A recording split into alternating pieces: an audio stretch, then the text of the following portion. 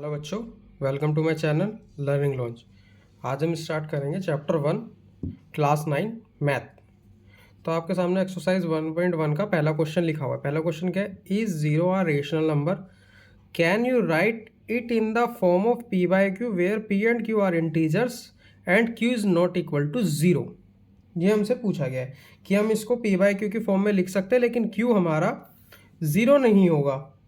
तो इसका आंसर है यस। तो हम पहले लिखेंगे यहाँ पे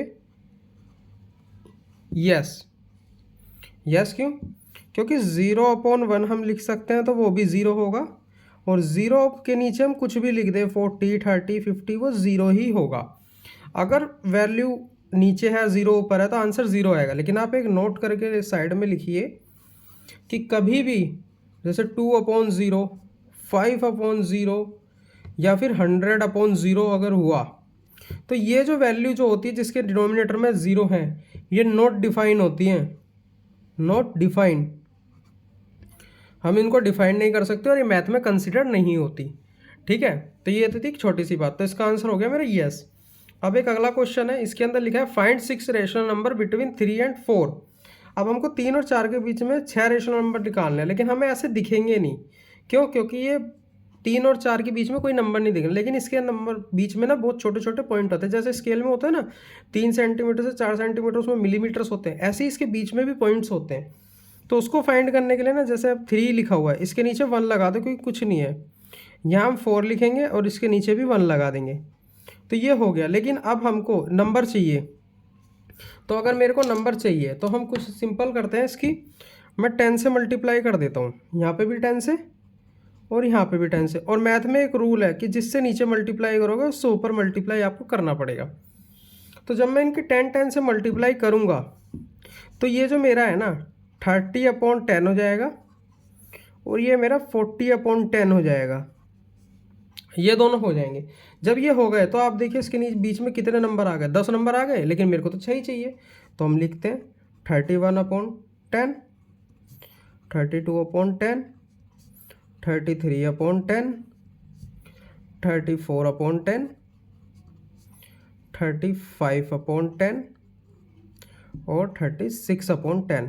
तो ये देखिए मेरे नंबर आ गए। लेकिन एक बात का ध्यान रखना, डिनोमिनेटर पे अगर 10 है ना तो हर जगह लिखना पड़ेगा, तब जाके ये वैल्यू कंसिडर होगी, नहीं तो नहीं। अब सेम उसी तरीके से ये क्वेश्चन दिया गया है हमको, क्वेश्चन नंबर 3।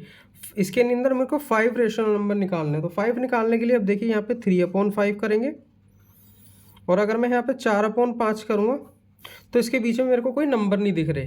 अगर नंबर नहीं दिख रहे तो मल्टीप्लाई करते हैं। अब किससे मल्टीप्लाई करो? ऊपर तो मैंने 10 से कर दी क्योंकि मेरे को नंबर चाहिए थे 6। जब मैंने 10 से करी तो नंबर का गैप मेरा 10 आ गया था, क्योंकि 30 और 40 बन गए। अब इसको किससे करें? इसको भी मैं 10 से कर देता हूँ।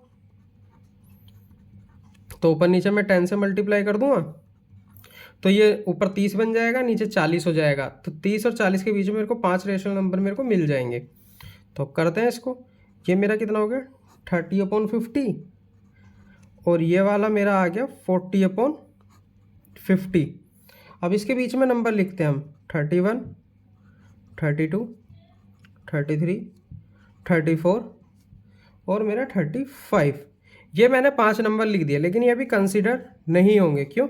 क्योंकि डिनोमिनेटर मेरे को 50 लगाना पड़ेगा। अगर मैं इसको सॉल्व करूँगा तो ये वही नंबर आएंगे जो इनके बीच के नंबर, जो पॉइंट्स वगैरह होते हैं। ठीक है, अब ये मेरे हो गया क्वेश्चन नंबर 3। अब हम करते हैं इसका क्वेश्चन नंबर 4। इसके अंदर हमको कुछ कंडीशंस दी गई है, उसके बेसिस पे हमको इसके आंसर्स लिखने हैं। तो देखिए क्या लिखा हुआ है। पहले यहाँ पे लिखा हुआ है हमारा every natural number is a whole number. क्या हमारे सारे नेचुरल नंबर होल नंबर होते हैं? तो पहले देखते हैं नेचुरल नंबर कौन से होते हैं। नेचुरल नंबर जो मेरे होते हैं ना, वो 1 2 3 4 5 एंड सो ऑन चलते रहते हैं। और होल नंबर मेरे कौन से होते हैं?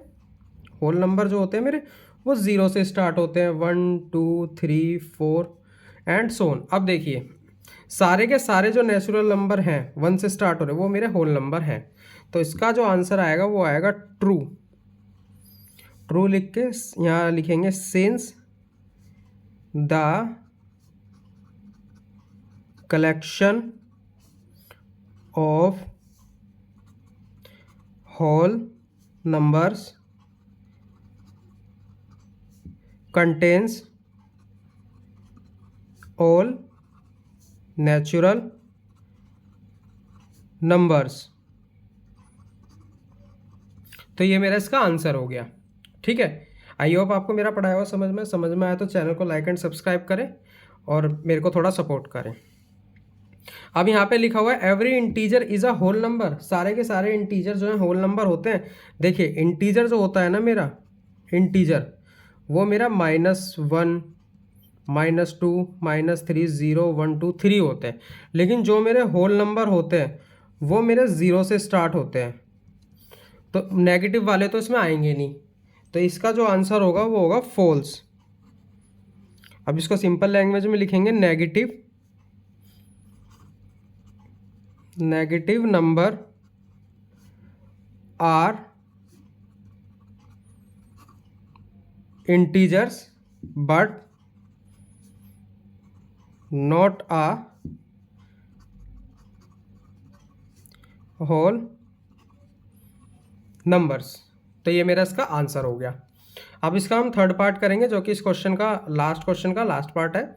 इसमें लिखा है every rational number is a whole number. सारे के सारे जो रेशनल नंबर हैं वो होल नंबर है। रेशनल नंबर कौन से होते हैं? नॉर्मल नंबर होते हैं जिसको हम 1 2 3 भी लिख सकते हैं, और रेशनल नंबर मेरा p/q की फॉर्म में होता है। और अगर ये मेरा जो है ना ये एक रेशनल नंबर है, ठीक है। और एग्जाम्पल के लिए जैसे मैं 1/2 लिखूं या 6/7 लिखूं, कुछ भी लिखूं, ये मेरा एक रेशनल नंबर तो है लेकिन ये मेरा होल नंबर नहीं है, क्योंकि होल नंबर मेरा 0 1 2 3 होते हैं। ये p/q की फॉर्म के जो नंबर होते हैं रेशनल नंबर होते हैं लेकिन होल नंबर नहीं होते। तो इसका आंसर लिखेंगे हम false. 1/2 is a rational number but not a whole number. तो ये इसका आंसर है। आई होप आपको मेरा पढ़ाया हुआ समझ में आया तो मेरे चैनल को लाइक एंड सब्सक्राइब करें और अपने फ्रेंड्स में भी शेयर करें और अपना थोड़ा सपोर्ट दिखाएं ताकि मैं और अच्छे से वीडियो आपके लिए बना सकूं। बाकी के next question, next exercise next video में।